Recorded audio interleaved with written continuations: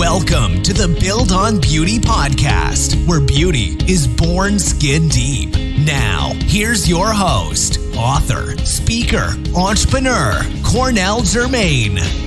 Thank you all for joining me here today. We have a special guest. She is an amazing singer. She's the season 13 contestant from The Voice, and an amazing mom and just an amazing woman of God altogether. Please help me welcome Janice Freeman. Janice, how you doing today? I'm awesome. Thank you so much. Thank you for having me. I appreciate it. No problem. I got to talk about your experience on The Voice. First, how did you even get to the point where you auditioned? What was that process like? Well, about 4 or 5 years ago, I actually, what they call the kettle call, I was in the kettle call where it was like hundreds upon thousands of people. And the funny thing is that I didn't even get past the first audition, because there's a series of auditions.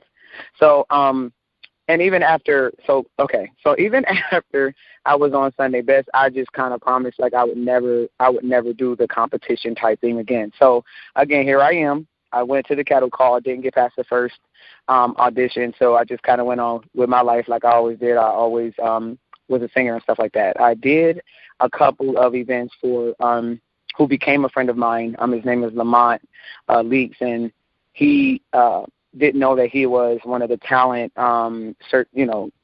scouts for The Voice, and he asked me, did I want to do audition for The Voice, and I'm like, no, I already did that for 4 or 5 years ago, and it didn't work out, so I'm just going to continue to do what I do. He's like, well, I can get you a private audition, and then it's on you from there. So I prayed about it, and I got the okay. So I went, and I got past the first audition, got the call back with the other audition, got the call back from that, we did an executive for the executive callbacks, and there I was. Wow. So it's 100 people singing to get one spot.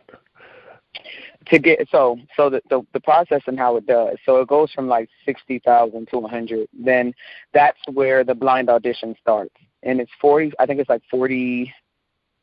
So there's 12 people per team, and there's 4 teams. And then it's 48, and so it's 48 spots. So it's 100 people fighting for 48 spots.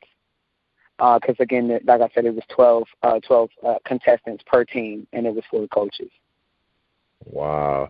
So that means that some people didn't even get a chance to even audition or do the blind audition, because once those teams filled up, then that everything was over.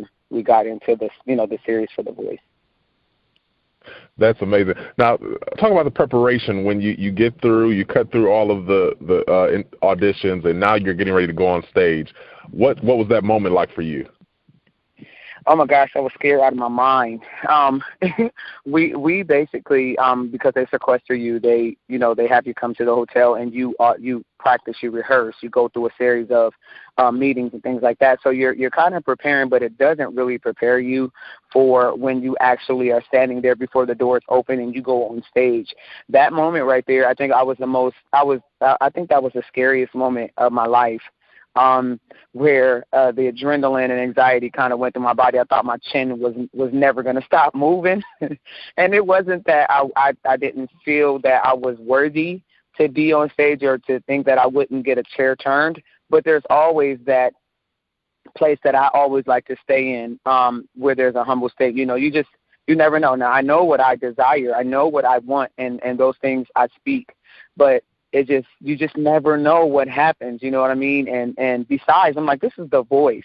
This 17 million people are going to be watching this moment, let alone the couple hundred people that was in the building at the time. And then you have the coaches. So all these things are running through your mind, through your spirit, and through your body. And so you either have to make the choice. Are you just going to back out and everything that you went through preparing for this, you're going to give up, or are you just going to go? And oh no, I wasn't giving that up. So I was like, here we go, and walked out there. Now, what was your song selection for that first audition on the stage? It was Radioactive by Imagine Dragon. Okay. And who were you hoping for? I know it's kind of hard to say who's going to turn around, but who are you hoping to get as a coach? So, to be honest, I didn't know at the time. In preparing that whole month, preparing up to blind audition, I prayed a lot. I prayed on my face every morning, and I asked God, like, what, like, give me a sign, give me something to determine if all these coaches turn, who do I choose? If two turn, who do I choose? If the one turn, then that's the choice that I had. I really didn't have a choice, but I asked God for something. Just give me something that would allow me to excel in my career and challenge me. Something that didn't look the same. Something that wasn't a comfortable place. So when I got on stage and that whole incident happened, and Jennifer Hudson turned and Miley Cyrus turned, Miley said something, because it was crazy. They were going back and forth. It was a fight basically, but Miley said, dare to be different. And my mom used to tell us that growing up, and it was almost like something, like a peace that kind of just literally came over my body. And that was the sign, to go with her. And it was one of the best choices I could have ever made. One thing, my community, and it's sad to say, but a lot of my people, they were upset. I got so many emails that was so bad because they automatically thought I should have gone with Jennifer. And there's nothing against Jennifer. I love that woman. She's amazing. And the things that she has gone through and worked for, she deserves to be where she's at. But one, that's not who God told me to pick.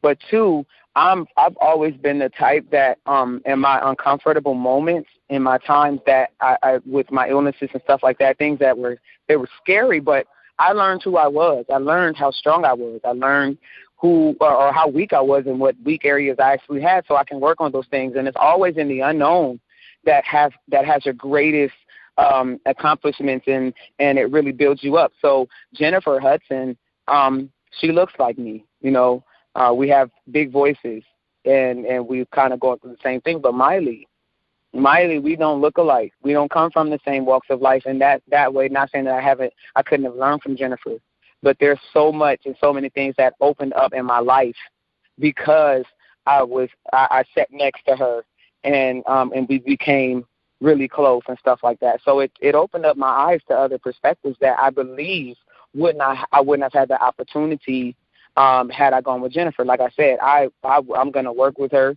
and I believe there's going to be things that we do, but you can't settle for comfortable places. You know what I mean? You can't be. I don't know how else to explain that. When we're content where we are and we're not willing to step out there on faith and go down the road that looks a little bit scarier, or because you don't know something, then we never grow. We never know. And when you pick places that you're comfortable, you never grow. So I'm like, I thank God that I initially went with what he told me, because had I stayed in my flesh and kind of went with what was comfortable, I definitely probably wouldn't have been where I'm at right now. That is so true. That was kind of long. I'm sorry. No. You're doing. I love it. It's amazing. So now the chairs turn. You pick Miley. What's the next step once you make that decision? So we prepare for battles. So each contestant, each team, they pair them up, and you have to battle your partner. And so it's up until playoffs, the coach picks the person. So of course they have opportunities, the other coaches, to save the person that was eliminated. But yeah, I had to prepare for. We came back, prepare for battles, and that was crazy because I'm looking at my entire team, and I'm like, no, they're not like me, and I'm not like them. That's the whole point of it all. But you got these young kids. I'm 32. I'll be 33 next month. And I'm like, you got these kids who have been trained since birth. They know how to play every instrument. They've gone to the School of Arts and Julia. All those type of things. So you're hearing this because you're with these people and you're hearing the story. their stories, and you're like, oh my God. I was like, what am I doing?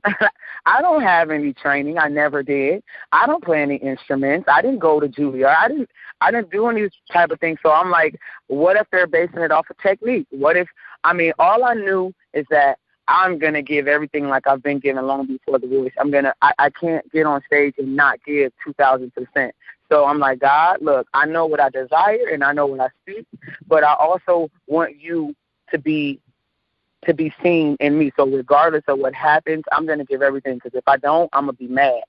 If I was eliminated based on me being afraid and not giving everything, then I feel like I failed. But if I'm eliminated based on me giving everything I had and then some, then it just wasn't for me. So, yeah, we go from battles, and I won my battle. Wow. So is your coach, so Miley, she was kind of there with you guys every step of the way, coaching you with song selections and stage okay. Yeah, she was. I have to give it up to that lady, because she was probably the only coach that was inundated with their team. She was there, song selection, of course, the shows, and she was there for dressing, for a wardrobe. She was there for lighting. She just, everything was like, are you comfortable? Do you like that? No, wouldn't scratch that. She was there. So what would you say was the biggest takeaway from your experience with Miley personally? I think for me, it just enhanced who I was, because with everything that I've gone through, it taught me that already. But this was on a whole nother level. So it was just that strength or was that validation to keep going, that to live like there's no box, because really, there really isn't a box. Who told you that it was a box? I just think back when we kept saying that, and when she said that, and when her father said that, Billy Ray, it really made me think about in biblical times, like in Genesis, and when man was tempted, and he said, when God said, who told you were naked? You know what I mean? Like it comes to knowledge of some things. It's like, who told you there was a box? And a lot of the times we create those boxes, which means that we create limitations on ourselves.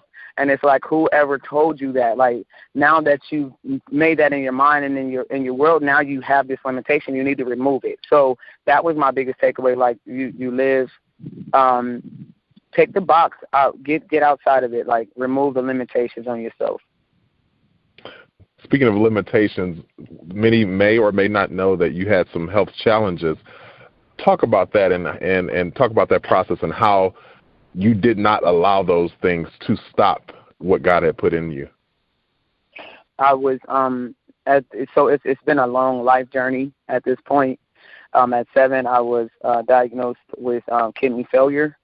At 14, I had meningococcal meningitis, which is the bacteria form that kills you.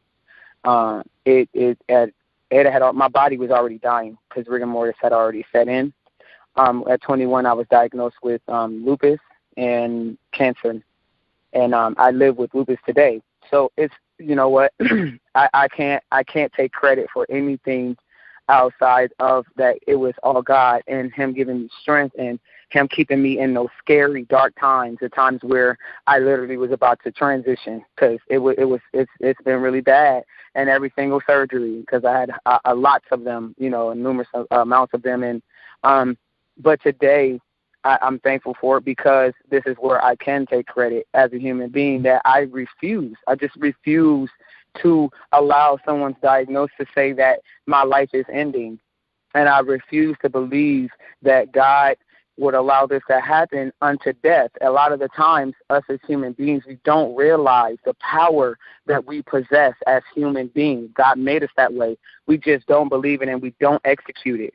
So it's all what's in your mind. It's all what you allow you to come out of your mouth. When I was going through that whole process, because it's about a 7-month process, 8-month process with the voice, I had to be smart. I had to speak up. I had to say, well, here's the proof that I have these issues. And so they were so lenient. They were like, okay, we'll schedule you to do this right now so you can go back to the room and lay down, do whatever you need to do, or you have a certain diet, like that kind of situation. But I refused. I just believe, and I know that I was put here specifically with a certain mandate, to sing and bring hope to people, and I refuse to allow cancer or lupus, like I said, that I live with today, to take me out. And not just take me out physically, but take me out of my life. A lot of us live like we're dead already, and we're not even appreciating the sun on our skin, which I can't do much of. But we just can't even appreciate the trees and how green they are, or the fact that the sun did come up and we're able to get up, no matter how hurtful it is. We just lose our lives, and I refuse to allow something to take my life while I'm alive. And that's just what I just believe and know that in my hurt and my pain, that somebody else will be encouraged and is, will choose life. So I wanna really, because you said you're living with lupus, and I think that's important to emphasize. You're having a full life with lupus. I want you to just briefly share a few, I guess, practical points, because I know a couple of ladies personally who have lupus, and I can't say that they're not living to their fullest, but I think they could be getting a little bit more out of life. So how could they approach their day-to-day activity? Like, what are some key things that they have to really keep in mind with living with this disease? One thing is, and not to say that they are, but I can only go from what I had to do. One was accept the fact and get some help. But two, and I think probably would be number one, is step out of the victim role, because no, we didn't bring this on ourselves. No, it just happened or whatever. But I'm not a victim to it anymore. I don't limit myself when it comes to, okay, the fact that it is much harder for us, but you have the right to live a full life. So get out of the victim. Why? Get out of the why. But in accepting that this is what you live with right now until it's gone, you have to take precautions. Like, don't try to be, hard-headed and still go out in the sun and be out in the sun 20 minutes at a time or more than that, and you get sick. Like, you have to accept that this is your life at this moment, and there's ways around where you can still enjoy life. Your eating habits, your diet. There's things that are at least three things that does not help our situation, and that's processed sugar, gluten, and more like dairy products as far as milk, like that kind of stuff. So kind of cut that. Get some more greens. If you're doing that, get some more greens in your body. Kale and spinach and all that kind of stuff. Antioxidants, there's things that are anti-inflammatory foods. That's the problem with our bodies. We have too much inflammation. So get some anti-inflammatory foods and walk. I tell people all the time, like, if that's all you can do, like, that's all I can do right now is walk. I don't care if it's just for 2 minutes and that's all you can do. The next day, try to go for 3 minutes, and so on and so forth. So walk every day. Walk outside and get that sunblock on, put a hat on and some glasses on, and that kind of stuff. So really, just starting out like that's probably what I would advise. Get some essential oils. Take your medicine until you find an alternative. And you just gotta believe. Like I just can't. Like I just can't. I cannot allow lupus to just take my life like that. And I want to encourage them too. Like, you can do it. You can sing. You can draw. You can do paint. You can play that instrument. Like, just because they say you have lupus and your fingers might hurt, take some anti-inflammatory and rub it in there and push through. Because one thing that I am a witness of is when you push through it and when you do not allow it to be an excuse why you can't do something, you force God to step in. Not that he doesn't want to, but you get his attention. Because when you push through it and you say, I'm not allowing this to happen to me, but I'm still going to minister, blessings open up, doors, opportunities open up. It's like you get God's attention, like, look over here.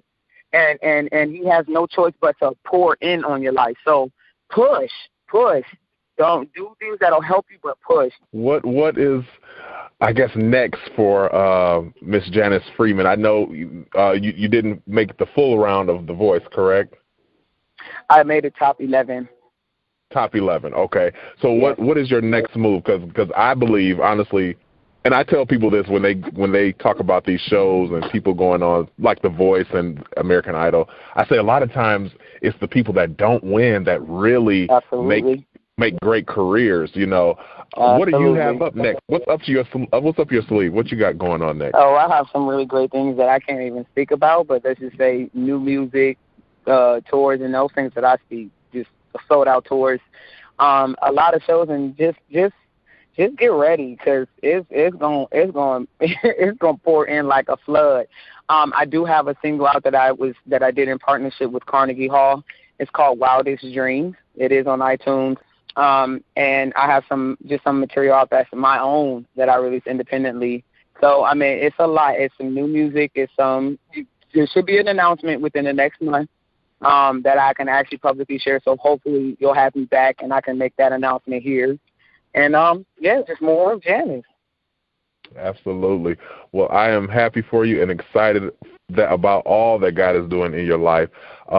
Before we get out of here, you've been through so much health-wise and, with your music and on The Voice. I can imagine that's just another thing trying to deal with going through battle with these contestants. But what is, at the end of the day, what has been something, being so close to, I guess you could say, the end of your life, what are some of the things that you've grown to value when it comes to living?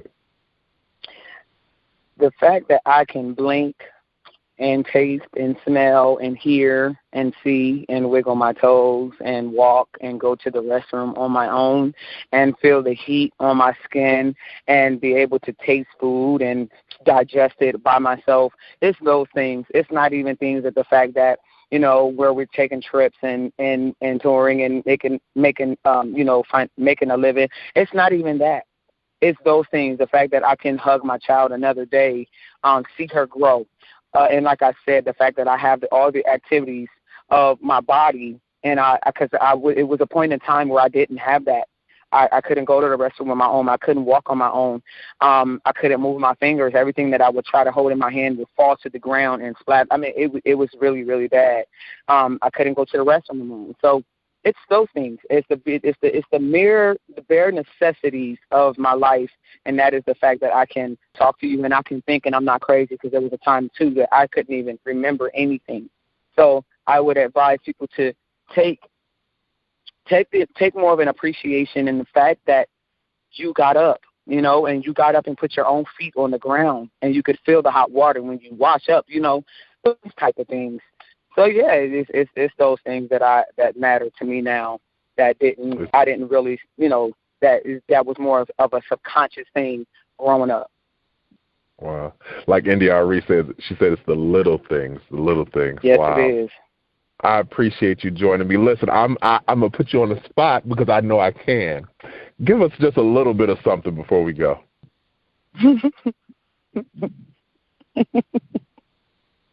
I know I put you on the spot, didn't I?